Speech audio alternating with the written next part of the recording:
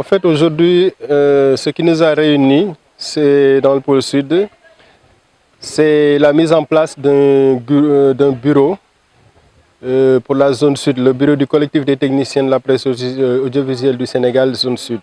Donc, après plusieurs mois de report, nous avons eu à mettre en place le bureau du collectif afin de permettre aux techniciens d'avoir cette fois-ci une entité avec laquelle ils puissent correspondre. C'est-à-dire faire en sorte que toutes les personnes qui travaillent dans le domaine de la technique au niveau des médias puissent avoir un regroupement dans lequel ils puissent se retrouver et partager, échanger et parler des problèmes de la profession. Parce qu'aujourd'hui, vous n'êtes pas sans savoir que le problème des médias est énorme. C'est-à-dire avec le numérique et l'implantation aussi de l'intelligence artificielle, les gens ont beaucoup plus de problèmes parce qu'aujourd'hui, plus personne ne détient le monopole de l'information. Donc, non seulement ils ont besoin de formation, mais aussi de mise à jour, ce qui leur permettrait d'être beaucoup plus compétitifs dans le domaine de l'emploi. Donc c'est pour ça qu'aujourd'hui nous avons eu à nous réunir et mettre en place un bureau pour la zone sud. Dans un premier temps, ce qui est attendu, c'est déjà d'avoir des collectifs qui puissent aujourd'hui avoir un cadre de travail, un cadre d'échange.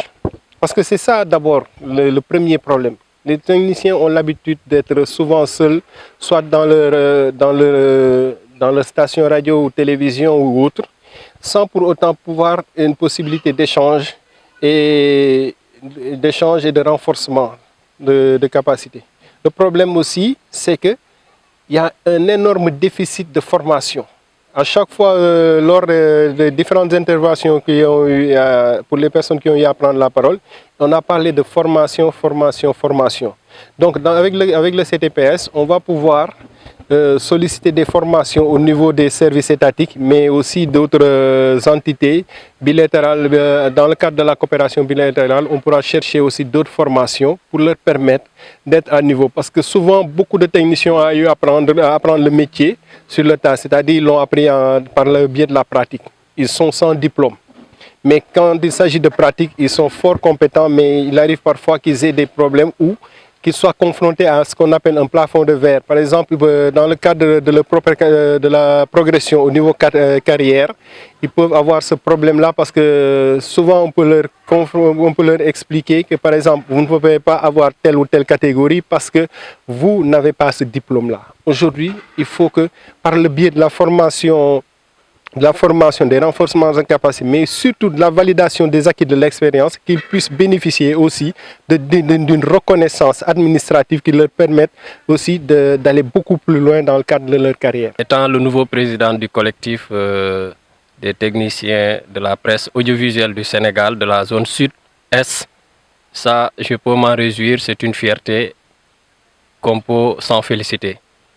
Alors, nous, notre objectif aujourd'hui, c'est essayer de tout faire pour que les techniciens de la zone sud-sud-est, qu'ils soient capacités en matière de formation, mais aussi d'information, et aussi une évolution dans le monde du métier.